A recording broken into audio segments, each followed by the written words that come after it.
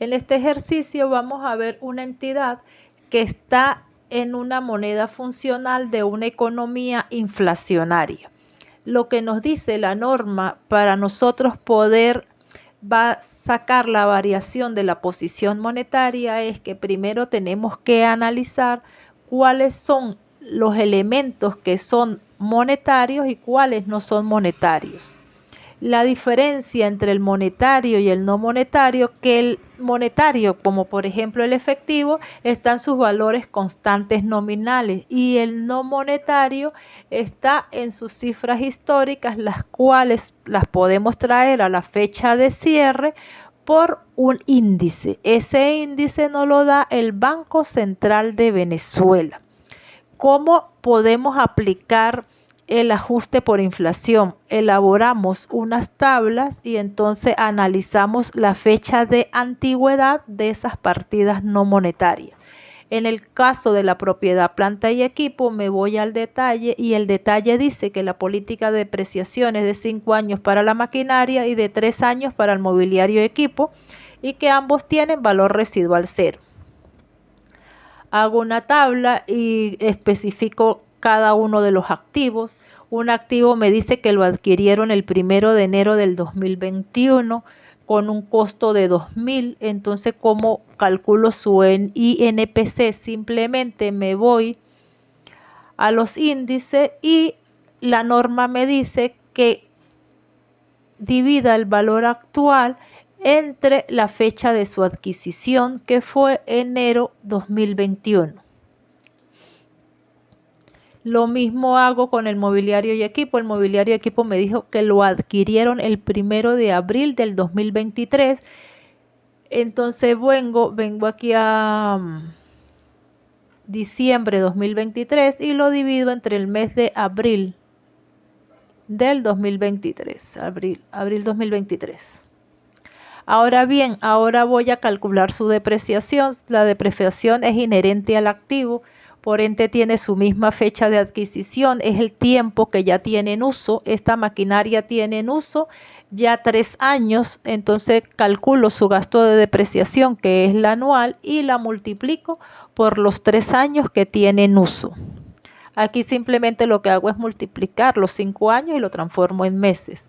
También el mobiliario me dice que tiene 3 años, entonces lo multiplico por los 12 meses, me da 36 meses y el tiempo de consumido ha sido de 9 meses. Ahora bien, ¿cómo calculo su INPC? Es el mismo de su activo y lo coloco aquí. Simplemente este monto de 108 lo subo a mi balance ajustado con mi depreciación y me da una total de propiedad, planta y equipo de 45. Ahora bien, ¿qué me dice la norma? La norma me dice que no puedo ajustar ni el efectivo ni las cuentas por cobrar porque están a su valor nominal.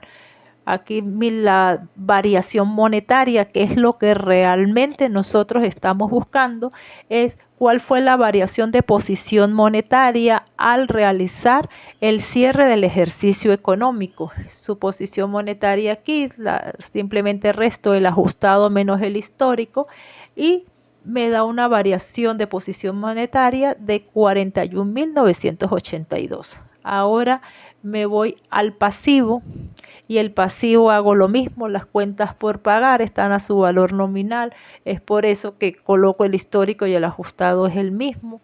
Me voy al patrimonio, el capital social.